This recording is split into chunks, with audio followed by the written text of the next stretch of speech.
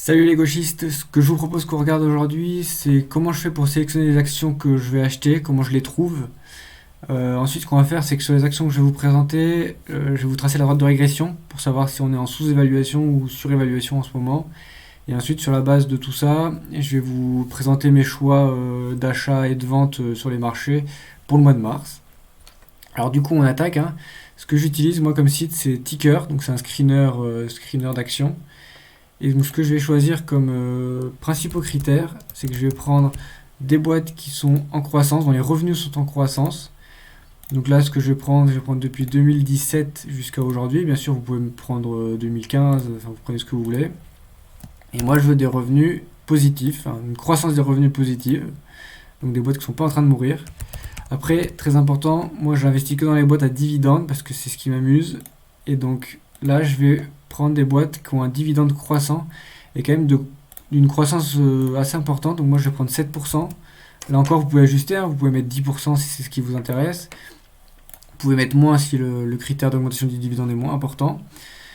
Et enfin, je vais prendre deux derniers critères qui sont les critères de rendement d'une entreprise. Donc c'est comment elle utilise ses capitaux.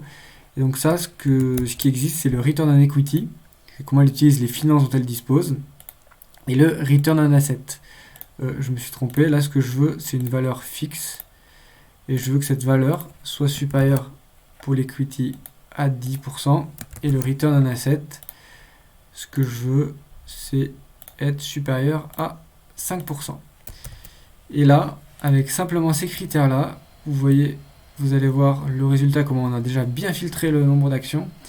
Donc en tout, il y a 67 000 actions. Là, j'en ai plus que 294. Et ce que j'ai fait, moi, c'est que dans ces 294, je choisis les actions que je connais, que je comprends. Donc je comprends leur business model, ce qu'elles font. Donc vous allez voir, ça réduit pas mal, hein.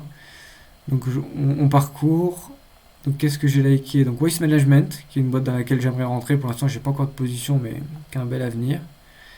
Merck, société pharmaceutique. Microsoft, pas besoin de la présenter, vous connaissez.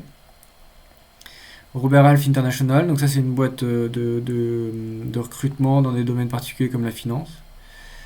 S&P Global, c'est une boîte comme Moody's, hein, c'est une boîte, c'est équivalent. Union Pacific, donc ça c'est du fret ferroviaire aux États-Unis. Cohen Steers, ça c'est une sorte de BlackRock, on va dire en plus petit. Texas Instruments. Mastercard, et je pense qu'on a terminé. Mais voilà, donc vous pouvez en choisir d'autres en fonction de vos affinités, de ce que vous connaissez. Donc ce que j'ai fait, c'est que sur les actions que je viens de vous présenter, j'ai tiré la droite de régression, hein. Si vous voulez comprendre ce que c'est que la droite de régression, je vous l'explique très en détail dans ma vidéo précédente. Et donc là, ce qu'on va regarder, c'est du coup, parmi toutes ces actions, lesquelles sont surévaluées et lesquelles sont sous-évaluées, grâce à ces droites de régression. J'ai tiré que depuis 2010, parce que moi je considère qu'en 2008, le crash il a quand même eu un impact fort et qu'il biaise la courbe de régression. Et déjà, 13 années de données, c'est quand même correct. Donc Waste Management, aujourd'hui bien sous-évalué, surtout quand on voit les perspectives d'évolution de cette boîte, on se dit il y a quelque chose à jouer. Donc moi typiquement, je vais rentrer dans cette boîte ce mois-ci. Union Pacific, très sous-évalué à 25%, c'est énorme, surtout pour une boîte d'une qualité comme ça, vraiment, enfin, elle est irréprochable, je vois même pas pourquoi elle baisse. Texas Instruments, 21% de sous-évaluation. Robert Half, 11% de sous-évaluation. Ça fait quand même beaucoup de boîtes sous-évaluées là d'un coup. Microsoft, 19%. Là aussi, il faut voir, elle s'est pris un coup récemment, ça fait un moment que ça dure, elle a du mal à remonter. Mais sur le long terme, il n'y a vraiment aucun risque. Microsoft, ils vont remonter. Merck, société pharma, donc là un peu surévalué de 5%, mais c'est global, hein, sur les pharma en général, elles sont toutes un peu surévaluées. Mastercard, très très très très très sous-évalué, voilà, 44%. Et Cohen Steers pour terminer, donc là un peu sous-évalué, voilà. Donc voilà ce que peuvent me dire mes droites de régression pour le mois de mars sur les actions que je vous ai présentées. Et maintenant, ce qu'on va faire, c'est que sur la base de tout ça, on va aller, développé un autre petit outil qui va m'aider à prendre des décisions. Donc je vous explique ce qu'il fait pour mes achats du mois de mars, hein. Donc ce qu'il fait, c'est qu'il va sur le site Boursorama, voilà, que je vous présente ici. Il prend ton portefeuille, donc il prend toutes les actions que tu as dans ton portefeuille et la quantité que tu en as. Ce qu'il fait, c'est qu'il va regarder action par action le consensus des analystes. Donc est-ce qu'on est sur acheter, renforcer, conserver ou plus bas. et il vient regarder le potentiel de croissance ou de décroissance hein, en fonction.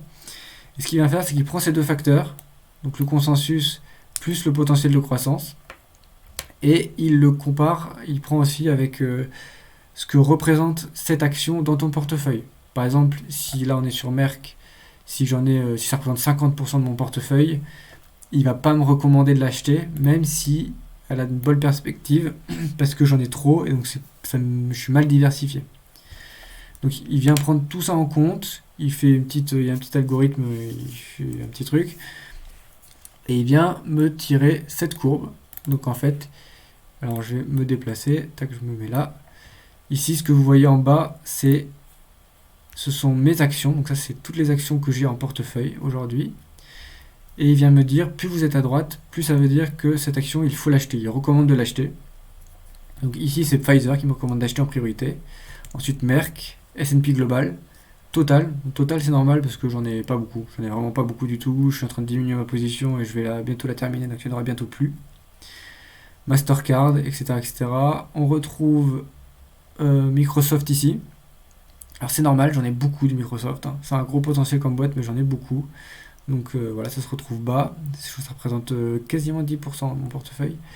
Union Pacific aussi, j'en ai beaucoup. C'est une super boîte, mais j'en ai beaucoup. Texas Instruments, pareil, mais avec un potentiel de croissance probablement moindre que les Merck ou les S&P Global.